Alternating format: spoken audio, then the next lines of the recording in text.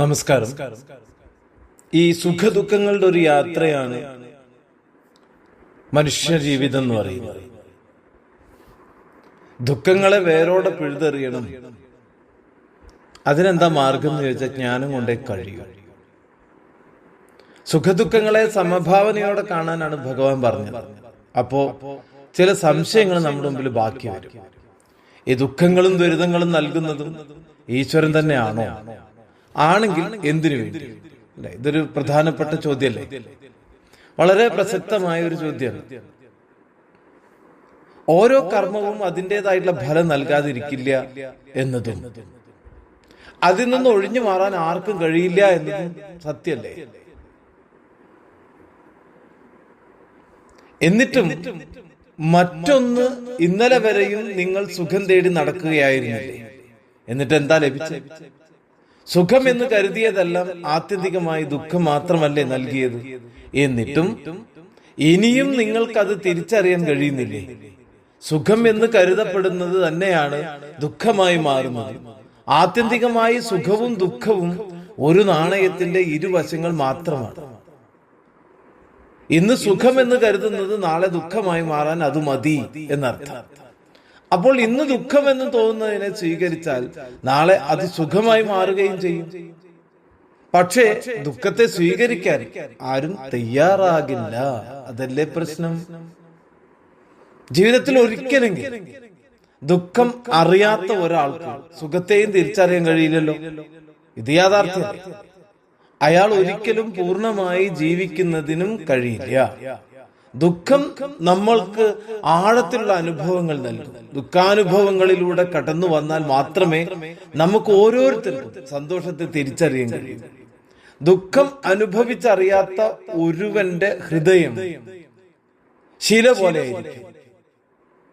അവനൊരിക്കലും സ്വന്തം ജീവിതത്തെ ആസ്വദിക്കാൻ കഴിയില്ല.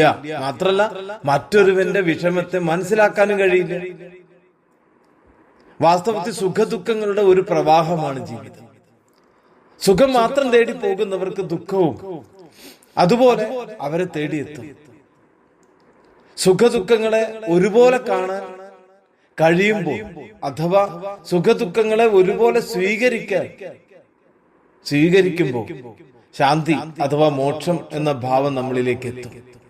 ഈ ഒരു അവസ്ഥയിലേക്ക് യഥാർത്ഥ ഭക്തനെ എത്തിക്കുന്നതിനാണ് ഈ ഭക്തന്റെ പ്രാർത്ഥന നിലനിൽക്കെ തന്നെ സുഖാനുഭവങ്ങളുടെ ദുഃഖാനുഭവങ്ങളിലൂടെ കടന്നു പോകാൻ ഭക്തനെ അനുവദിക്കുന്നതും അതിനു വേണ്ടിയിട്ടാണ്.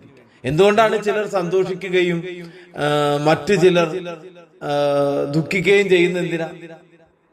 ഈശ്വരൻ എന്തുകൊണ്ടാണ് ഇങ്ങനെ പക്ഷപാതം കാണിക്കുന്നത്? യഥാർത്ഥത്തിൽ ഇതിൽ കുറ്റക്കാരൻ ഈശ്വരനാണോ? ഇവിടെയാണ് സനാതനധർമ്മം മുഖ്യമായ കർമ്മ സിദ്ധാന്തത്തെ മുന്നോട്ട് വെക്കുന്നത്. ഞാൻ ചെയ്യുന്ന കർമ്മങ്ങളുടെ ഫലമാണ് എനിക്ക് കിട്ടുന്നത്. ഞാൻ എന്ത് ചെയ്താലും അതിനൊരു ഫലമുണ്ടെന്നുള്ള വിശ്വാസം സനാതന ധർമ്മികൾക്കുണ്ടായിരുന്നു. ആ കർമ്മങ്ങൾ ജന്മത്തിലേത് മാത്രമായിരിക്കേണ്ടതില്ല. ചില പാട്ടുകാരെ ശ്രദ്ധിച്ചിട്ടില്ലേ? അവരുടെ അച്ഛനോ അമ്മയോ മക്കളോ പോലും പാട്ട് പാടുന്നവരായിരിക്കില്ല. പിന്നെ എങ്ങനെ പാടാനുള്ള കഴിവ് അവർക്കുണ്ടായി? അതാണ് കർമ്മഫലം. ജന്മജന്മാന്തരങ്ങളായി നാം കർമ്മവും കർമ്മഫലവും അനുഭവിക്കുകയാണ് എന്ന് പൂർവികർ നമ്മളോട് പറഞ്ഞിട്ടുണ്ട്, നമ്മളെ വിശ്വസിപ്പിച്ചിട്ടുണ്ട്. യാഥാർത്ഥ്യമല്ലേ? ആ വിശ്വാസം വേദങ്ങളിലും ഉപനിഷത്തുകളിലും ബ്രഹ്മസൂത്രത്തിലും ഭഗവത്ഗീതയിലും ഒക്കെ നമുക്ക് കാണാൻ സാധിക്കും.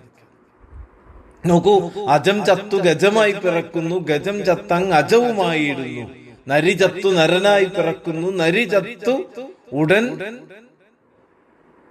ഒരു എരിയായി പിറക്കുന്നു, കൃപ കൂടാതെ പീഡിപ്പിച്ചിടുന്ന നൃപൻ ചത്ത് കൃമിയായി പിറക്കുന്നു, ഈച്ച ചത്തൊരു പൂച്ചയാകുന്നു, ഈശ്വരന്റെ വിലാസങ്ങൾ ഇങ്ങനെ. ശരിക്കും ജ്ഞാനപ്പാനയിൽ പറയുന്ന. അപ്പൊ സനാതനധർമ്മം ഉറച്ചു വിശ്വസിക്കുന്ന ഒരു കാര്യം, ഞാനും നമ്മുടെ പിതൃക്കളുമെല്ലാം തുടർച്ചയായി ജനിമൃതികളെ പിന്തുടരുന്നു എന്ന സത്യമാണ്. അതായത് കർമ്മഫലം കഴിയാതെ മോക്ഷമില്ല എന്നർത്ഥം. അല്ലെങ്കിൽ ജ്ഞാനം ലഭിക്കണം. മോക്ഷം ലഭിക്കാൻ ഇതേ ഉള്ളൂ ഒരു മനുഷ്യന്റെ മുന്നിലുള്ള ഏകമാർഗം. ജ്ഞാനം ലഭിച്ചു മുന്നോട്ട് പോവുക. ജ്ഞാനമായിരിക്കണം നമ്മുടെ മുന്നിൽ ലക്ഷ്യം. ഇനി നമുക്ക് ഓരോരുത്തർക്കും ചിന്തിക്കാം. നമസ്കാരം.